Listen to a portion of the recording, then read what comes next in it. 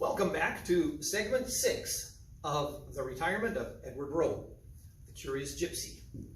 As you can tell already, we really, if you watched the previous 5 segments, you found out that we really like traveling. And we're local travelers. We like going in a car. We're not the get in the plane to go to Europe kind of people. There is so much in the United States that we are still curious about. This is just taking you on 2 of our loops for the trips. This is our second trailer. We had a little teeny tiny trailer that we call it a gateway drug because it kind of got us addicted to it, but it wasn't really roadworthy. This is our second trailer, which was the first one that's been roadworthy. And so we take it everywhere now. 3-day weekends here in Florida, 3-week trips all the way to Utah. So this is, I'm going to take you on our trip to Utah. We went there for a family reunion, my family. But my family, just to let you know how good of a man Mickey is, they love Mickey. And they say, Lester, you're good in small doses, but Mickey, we can take him all day and all night. He's just so cool. Mickey did have one condition though. I mean, Utah campgrounds are not really well developed. There's no power. So this is our little generator here. So as long as Mickey can run the air conditioner and a microwave oven and have hot coffee in the morning without starting a fire, he's good with it. This is why we traveled with a trailer. So this is my family reunion. My family's kind of pretty much rugged gypsies. We're off the road, beaten path kind of people. So on the way there, there is a bucket list for things that you got to see. One of them is the Roswell UFO Museum.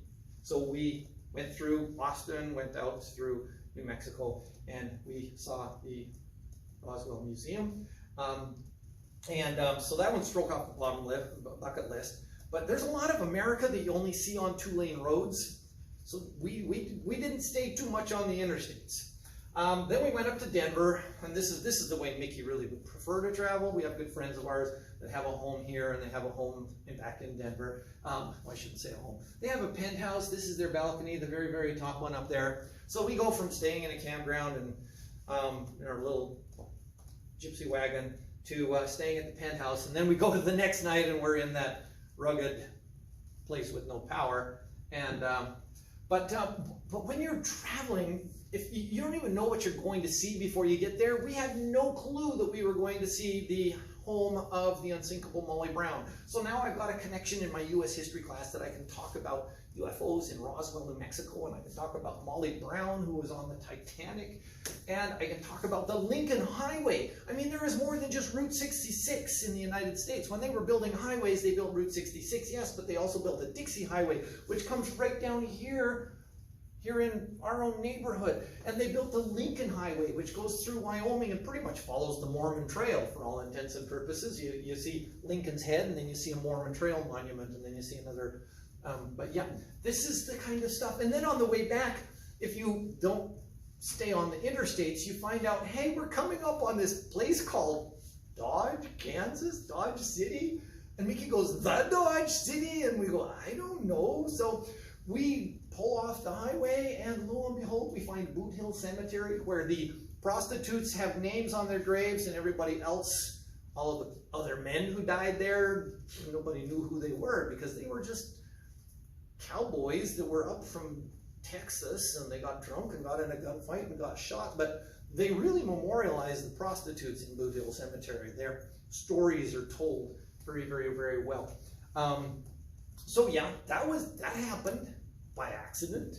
And then when you come into Oklahoma City and you're kind of late at night and you think, it's too late to see anything, but I wonder if the Alfred P. Murrah Building Memorial is open to see it at night. And it's fantastic at night. So we arrived there at about 10 o'clock at night. We pulled the trailer off, went into a campground, drove into Oklahoma City, and quite by fluke saw the Alfred P. Murrah Memorial.